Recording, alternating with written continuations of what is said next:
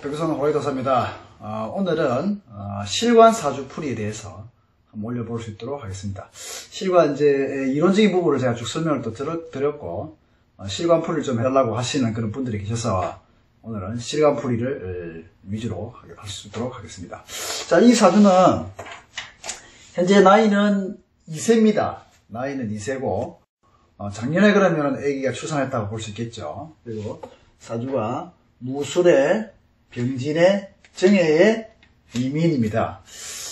백두산 호래도사가 보통 이제 한 15세 이전에 이런 아이들이라든지 이런 애기들은 제가 사주를 잘 보지 않는데 요건 좀 독특한 어떤 그런 특징과 그런 환경적인 부분이 있어서 제가 한번 설명을 드려야 되겠다 싶어서 지금 실관 통배를 하게 된 사주 명주가 되겠습니다.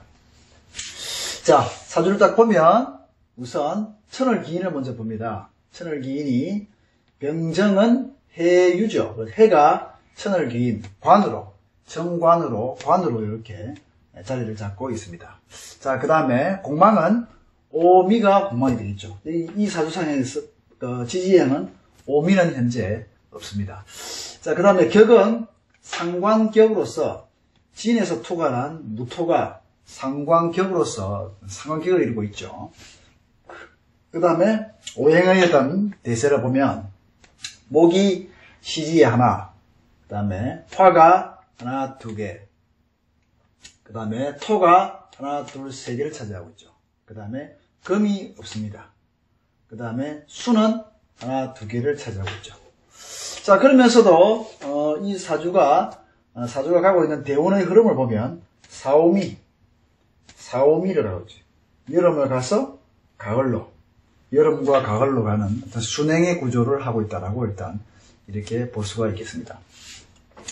자, 그리고 물상론적인 측면에서 한번 읽어봅니다. 자, 진은 봄에서 여름으로 넘어가는 환절기에 있다라고 제가 말씀을 드렸죠. 그래서 진이라고 하는 계절에 꽃이 만발해서 여름으로 가기 위해서 확 변화되는 그러한 계절에 큰 산이 토가 세 개니까 산이 굉장히 크고 높다라고 볼 수 있겠죠.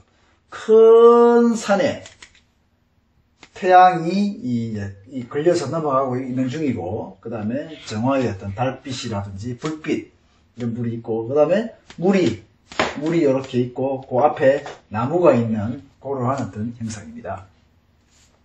자, 이 사주가 이제 그러한 특징적인 부분에 있어서 이제 한 두세 가지 정도를 좀 고민해 볼 필요가 있는데, 이 봄에서 여름으로 넘어가는 이 시기에는 제가 앞에서도 말씀드렸던 것처럼 이 목이 어느 정도 물을 주어서 이 목을 확 성장시켰을 때의 사주는 좋다라고 그랬습니다. 좋은 사주의 명조라고 그랬습니다. 근데 여기서 몇 가지 좀 짚어야 될 사안들이 있습니다. 그게 뭐냐면 이 사주상에 병정, 급제가 여기 있다라는 거나 급제.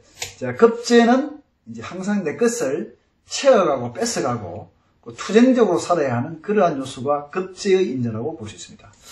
그 다음에 봄에서 여러분들은 봄에 땅이 너무 두껍다. 땅이 좀 과도하게 두껍게 이렇게 자리를 잡고 있는데 그것도 이 어린 시절, 그죠? 궁성론의 논리에 있어서 금묘화실에 있어서 이 시기에 너무 좀 두껍게 토가 자리를 잡고 있어서 이 목이 성장하기에 좀 회방의 요소가 될 수 있다라고 볼 수 있죠. 그리고 산이 너무 높다 보니까 이 태양이 산을 넘어가기에도 상당히 버거운 어떤 그런 존재가 될 수 있다는 거죠. 자, 그래서 이 사주에 대해서 어떤 실제적인 상황을 말씀드리면 이 아기는 미혼모에서 태어났습니다. 미혼모에서 태어났고 아버지가 누군지는 현재는 알 수 없는 상황이고 엄마는 여기 있죠, 그죠? 엄마가 있는데 입양 보내기 위해서 보호소에 있을 때 제가 우연히 알아서 이 사주를 이제 보게 된 겁니다. 그래서 이제 입양을 보내야 되는데 입양을 보내기로 이미 약정이 돼 있고 입양을 보내는 집에는 7살 먹는 어린아이가 거기에 있습니다. 자, 그래서 보면 이 급제의 요소는 이복동생을 논할 수가 있습니다. 이복동생. 그것도 내 앞에 있죠. 근묘화실에서 정화보다 앞에 있기 때문에, 앞에 있어서 더 크게 떠 있기 때문에 나의 이복동생은 상당히 좀 크게 나이 차이가 나는 이런 것으로 논할 수 있겠죠. 자, 그 다음에 이 사주에서 상관이 진술충을 일으키고 있습니다. 상관이 충을 일으킨다. 이 말은 무슨 말이냐면 이 토는 목이 성장할 수 있는 하나의 기반이 되는 거죠. 기반. 그러면 정화에 상관이 이렇게 있는데 상관의 토들이 서로 충을 한다는 얘기는 상당히 좀 이게 나무를 심어야 될 땅이 지진이 일어났다. 이런 의미로도 해석할 수 있죠. 그러면 상관은 관을 좀 치는 경향이 있죠. 상관, 경관. 상관이 있으면서 관을 항상 이렇게. 그러면 어린 시절에 관이 좀 자리 잡기가 쉽지 않다라고도 그렇게 볼 수가 있습니다. 어린 시절의 관은 자기 집, 환경, 학교 이런 것들이 될 수 있겠죠.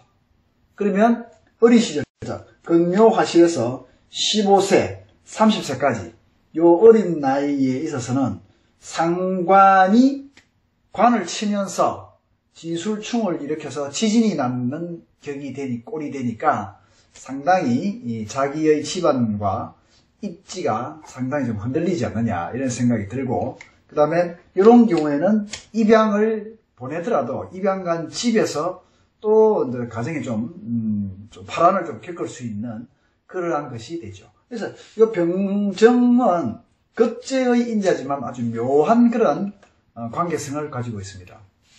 나의 급제는 이 정화의 입장에서는 이 정화가 등이나 빛이라고 생각했을 경우에는 병화가 너무 밝아서 정화의 빛을 무기력하게 만들어주죠. 그때의 병화의 급제는 상당히 방해꾼의 요소가 될 수 있고, 정화를 달이라고 생각하면 태양의 빛을 받아야 이 달빛이 더 빛날 수 있겠죠. 그래서 이 병화는 병화의 필요성이 대두되기도 합니다. 그래서 이 정화에 있어서 병화는 애증의 관계가 될 수 있는 거죠. 이 관계성이 묘하게 그렇습니다. 그리고 이 정화가 상관, 무토의 상관은 특수한 재질이죠. 재능이죠. 그래서 이 정화의 이 아기는 상관의 특수한 재능을 가지고 태어났는데, 국가급의 어떤 그런 자격성을 갖출 수 있는 것을 가지고 태어났는데, 이것이 진술충함으로 말미암아 상당히 기반이 흔들리고 불편해질 수 있는 그런 상황은 된다라고 봐지는 거죠. 자, 이 사주에서 엄마를 논하기에 있어서 인해가 이 천을 기인 관에서 해중의 간목이 장생하는 것도 하나의 엄마로 볼 수 있습니다. 그 다음에 이목도 엄마로 볼 수 있는 거죠. 그 다음에 인해 합을 해서 한목이 또 엄마 인자로도 동할 수 있습니다. 정임 한목, 그러니까 이 사주의 이 주인공은 엄마가 내 친자백이 엄마도 있지만 또 멀찍이 천을 기인 관에서 장생하는 엄마도 있을 수 있다. 그 다음에 정임합하면서 관에서 나의 엄마의 관이라고 하면 고아원이죠. 관에서의 나의 엄마의 성향을 가진 정임합목이라는 거죠. 엄마를 가질 수 있다라고 봐지죠.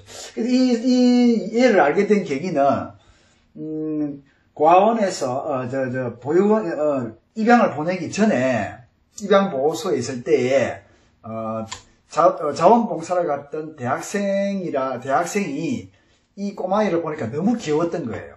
그래서 이 꼬마애를 잠시 좀 입양 보내기 전에 잠시 좀 데리고 있었죠. 그 대학생도 인성으로서 엄마가 될 수 있다는 얘기죠. 그래서 엄마의 요소가 많다. 인성의 요소가 많다. 내 엄마, 그 다음에 또 관 속에 있는 엄마, 또 관을 땡겨와서의 엄마, 이런 식으로 인성이 많다고 봐야죠. 또 나의 본 엄마의 인중에 병화가 장생을 하죠. 또 급제를 놓는다는 얘기입니다. 나의 엄마는 또 다른 결혼을 해서 나의 급제를 장생시킨다 이렇게 보는 거죠. 그래서 이 엄마도 아마 다른 데 가게 되면 또 새로운 자식을 놓지 않느냐 이렇게 봐지는 거죠. 자, 그 다음에